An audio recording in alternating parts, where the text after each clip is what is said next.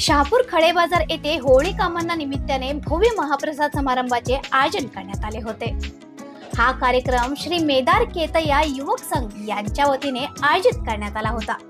या प्रसंगी संघाचे अध्यक्ष मल्लिकार्जुन मेदार, उपाध्यक्ष अभिजित बाळेकुंद्री तसेच कार्यदर्शी सागर कडूर उपस्थित होते।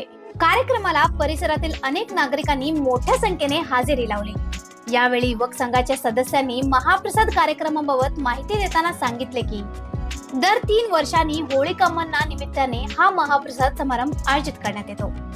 या कार्यक्रमामध्ये परिसरातील सर्व नागरिकांनी सहभागी व्हावे, हा या मागचा मुख्य उद्देश असल्याचे त्यांनी सांगितले। यांच्याकडनं आहे आणि खडे बाजार शहापूर बेळगाव मध्ये आहे की नाही, आमचे हे महाप्रसाद आयोजित करत असतो। आम्ही प्रत्येक 3 वर्षाला आम्ही महाप्रसाद आयोजित करत असतो।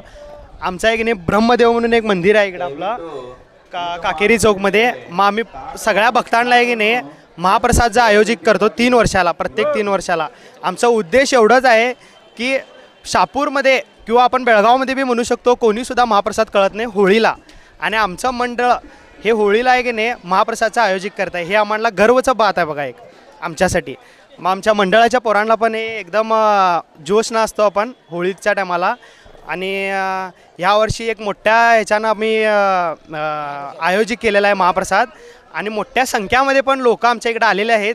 हे आम्हाला बघून एकदम आनंद वाटलेला आहे। हे आता आमचा 4था टाईम आहे आणि 2017 पासून आम्ही महाप्रसादचं आयोजित करायला चालू केलेलो आहे। प्रत्येक 3 वर्षाला एकदा आम्ही होळीला महाप्रसादचं आयोजित करतो। कार्यक्रमादरम्यान उपस्थित भाविकांना महाप्रसादाचे वितरण करण्यात आले। अनेक भक्तांनी महाप्रसाद ग्रहण करून कार्यक्रमाला उत्स्फूर्त प्रतिसाद दिला।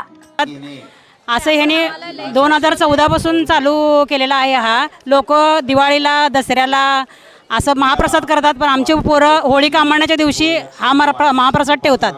हे आम्हाला खूप चांगलं वाटतंय। आणि होळीचा सण हा सगळेजण रंगाने हे साजरा करतात, पण हे हे आमची मुलं महाप्रसाद देऊन साजरा करतात। हे आम्हाला खूप आनंद वाटतो। हा 3 वर्षाला एकदा महाप्रसाद आम्ही आयोजित केलेला असतो। यासाठी आम्ही महिला मंडळ, सर्व युवक मंडळाचे आभारी मानतो।